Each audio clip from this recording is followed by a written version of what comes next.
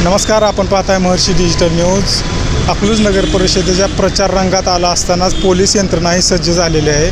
चौकात नाकाबंदी करून तपासणी करण्यात येत आहेत। याच पार्श्वभूमीवर अकलूज नगर परिषदेचे पोलीस निरीक्षक नीरज उबाळे आपल्यासोबत आहेत। त्यांच्याकडून जाणून घेऊया नाकाबंदीचं नेमकं स्वरूप कसं असणार आहे। सर, काय सांगताल, निवडणुकीच्या पार्श्वभूमीवर नाकाबंदी दिसते सदभाव चौकात, कशा प्रकारे नियोजन? निवडणुकीच्या अनुषंगाने माननीय विशेष पोलीस महानिरीक्षक कोल्हापूर परिक्षेत्र यांनी दिलेल्या आदेशाप्रमाणे अकलूज शहरामध्ये नाकाबंदी चालू आहे। ही सरप्राईज नाकाबंदी आहे। या नाकाबंदीमध्ये जे माननीय उपविभागीय अधिकारी अकलूज विभाग यांनी 163(3) प्रमाणे अकलूज पोलीस ठाणे हद्दीतील जे रेकॉर्डवरचे गुन्हेगार आहेत, जे या निवडणुकीला अडथळा आणू शकतात असे इसम आहेत, अशा व्यक्तींना BNS 163(3) प्रमाणे 4 तारखेपर्यंत अकलूज आणि माळशिरस तालुक्यातून हद्दपार केलेले आहे।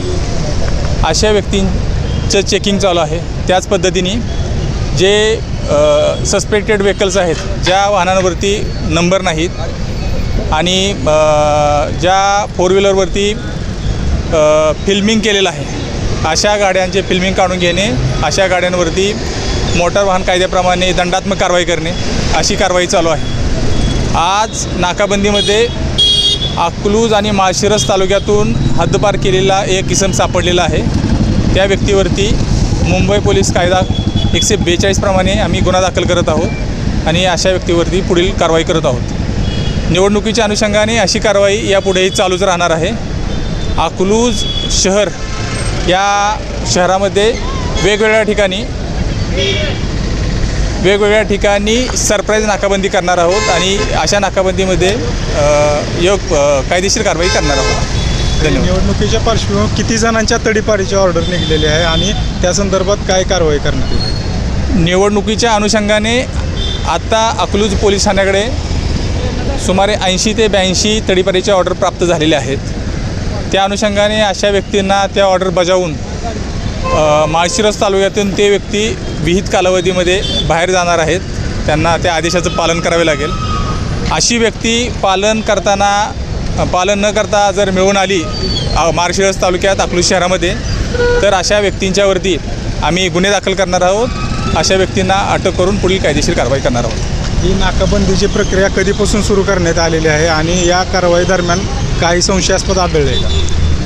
ही नाकाबंदीची जी आहे, हे वरिष्ठ ज्या पद्धतीने आदेश देतात त्या वेळेस सरप्राईज पद्धतीने लावली जाते। त्याच पद्धतीने उपविभागीय स्तरावरती म्हणजे DYSP साहेबांच्या स्तरावरती सुद्धा नाकाबंदी सरप्राईज ठिकाणी लावली जाते। हे नाकाबंदी कोणत्या ठिकाणी करायची किंवा काय करायची हे संपूर्ण पोलीस विभाग ठरवत असतो आणि त्या पद्धतीने सरप्राईज नाकाबंदी लावली जाते। आतापर्यंत काय आढळलं आहे का? अद्यापर्यंत आम्ही मगाशी बोलल्याप्रमाणे ज्या व्यक्तीला तडीपार केलं होतं असा संशयित इसम अकलूज शहरामध्ये फिरताना आढळून आलेला आहे। त्याच्यावरती गुन्हा दाखल करून आम्ही पुढची कारवाई करत आहोत। या सर्व प्रक्रियेसाठी अधिक कुमक मागवण्यात आले आहे का किंवा किती अधिकाऱ्यांची नेमणूक करण्यात आली? सध्या अकलूज पोलीस ठाणेकडील जो अधिकारी आणि जो आपला अंमलदार वर्ग आहे यांच्याकडून ही कारवाई केली जात आहे। यासाठी अधिक कुमक जे आहे ते पोलीस मुख्यालयाकडून येणार आहे। ते पुढच्या 1-2 दिवसात प्राप्त होईल। त्यानंतर आपण हे जे कारवाई हे अधिक प्रभावीपणे करणार आहोत। निवडणुकीमध्ये पैशाचा वापर होणार आहे अशी चर्चा आहे किंवा होताना काही अंशी म्हणजे दिसत पण आहे, तर त्यावर कसं आपलं लक्ष असणार आहे किंवा? अकलूज प्रशासन, पोलीस प्रशासन या बाबतीत पूर्ण सजग आहे। या बाबतीत माननीय निवडणूक निर्णय अधिकारी यांच्या स्तरावरती स्टॅटिक सर्व्हेलन्स टीम आणि फ्लाईंग सर्व्हेलन्स स्क्वॉड तयार करण्यात आलेला आहे। त्या प्रत्येक स्क्वॉडमध्ये पोलीस कर्मचारी आणि निवडणूक आयोगाचा स्टाफ आहे।